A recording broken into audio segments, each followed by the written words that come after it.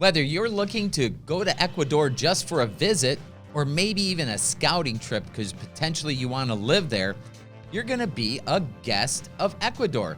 And you don't want to be like this type of guest.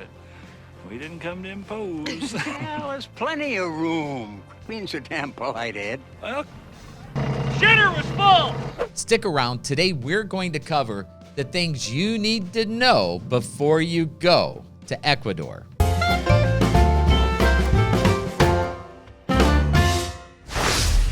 Welcome back to the show.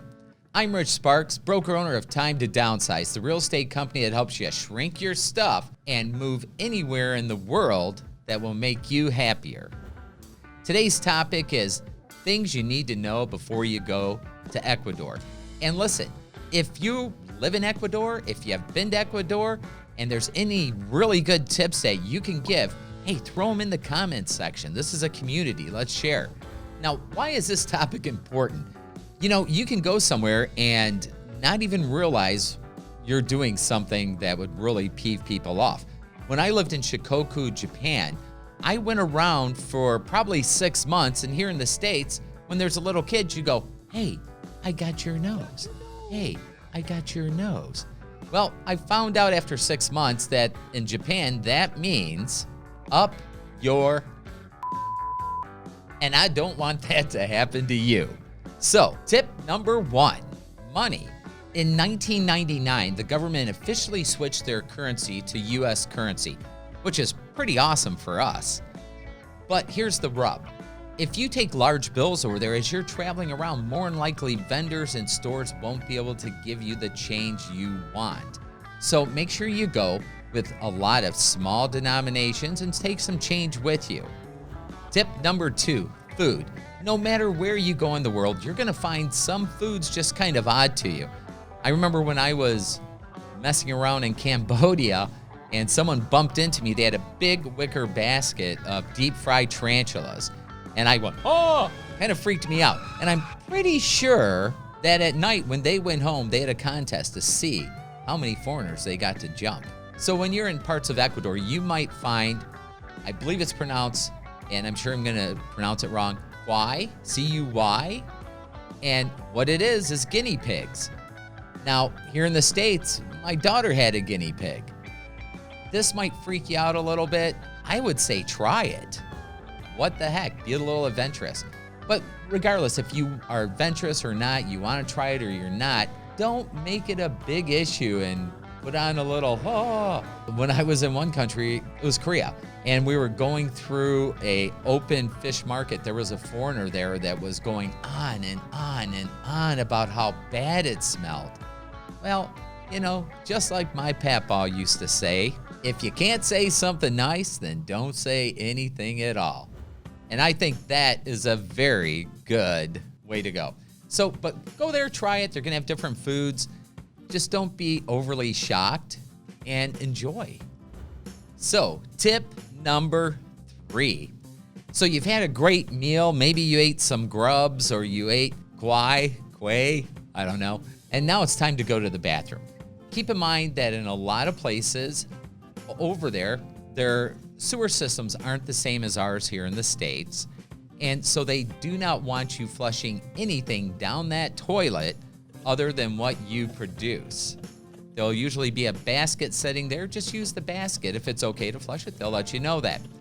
And I know for some people that might freak you out a little bit, but when I first moved to Japan and I went into a public restroom and all it was a hole in the floor and 2 footprints, well, at least in Ecuador, they have signs to tell you what to do.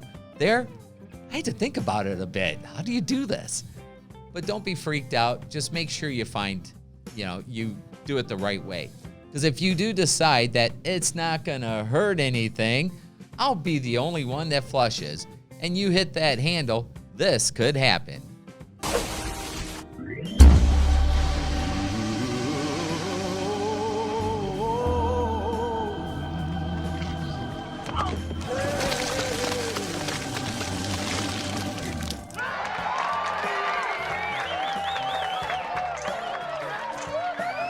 And I know you don't want that to happen. Tip number 4, the weather can change. And even though you're going to what you would think is a tropical climate, it changes all over. Matter of fact, one of our viewers on another program, and I appreciate this so much, gave us some insight. So I'm going to read this to you. This was from Carlos Aldos, and he said, in Quito and Cuenca are cold and rainy in the winter, but cool the rest of the year with cold nights. Quito is 9,500 feet of elevation, and Cuenca is at 8,500 feet.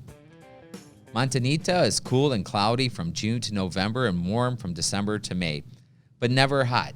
And his best little piece of advice was, hey, keep in mind, you're on the equator. The sun is close, so make sure you bring sunscreen. That sun is very, very strong. And if you're from Michigan, Illinois, or in Europe someplace where the climate is more northern, you might not be used to that. And there's no fun if you get burned from the sun while you're in Ecuador. So bring that sunscreen and bring lots of clothes to layer. Our last tip is on safety. Overall, Ecuador is a very safe country. Now, I did check with the U.S. Embassy, and some of the areas that border Colombia, they say not to go into. And I'm going to put a list of those right here. So just stay out of those areas. The number one problem that people have that I've read about is pickpocketing. So when you're in a marketplace, on a tour bus, or on public transportation, any place where there's a lot of people, you could get pickpocketed. So what do you do on that? What I've always done when I've traveled is I wear these guys. And they just slip around your neck. Inside, I always keep a copy of my passport, including the stamp to come in. So wherever you stay, just get a Xerox copy, leave your passport where you're staying, put that inside here. I keep my money inside here. And the only thing with these is if it's hot, I like to wear a t-shirt underneath my shirt so it kind of layers in between and it's not rubbing right on my skin. I'll put a link to these on Amazon down below. Very inexpensive, great way to do it. The other thing I normally do is I'll keep a little bit of money in my front pocket. I have read of people carrying fake wallets with credit cards that are expired and a couple of dollars in the back pocket, almost like bait for them to take. Maybe you've done that. I don't know. I just don't think I would do that. I would just be safe. If you go into an area you're not feeling really good about, turn around and walk away. The other thing to do while you're there is, for safety purposes, is if you're going out at night, it's good to have your ride set up. Now, if you have any safety tips for folks when they're visiting Ecuador, put them in below. We certainly do appreciate it. I hope these tips were very, very helpful for you. I hope you have a great trip. Ecuador looks like a fantastic country. I'm planning on going there very, very soon. I would have already been there. Thanks, Corona. But my name's Rich Sparks. Time to downsize. Happy travels. Enjoy. We have a wonderful world. Get out and explore it. Bye now.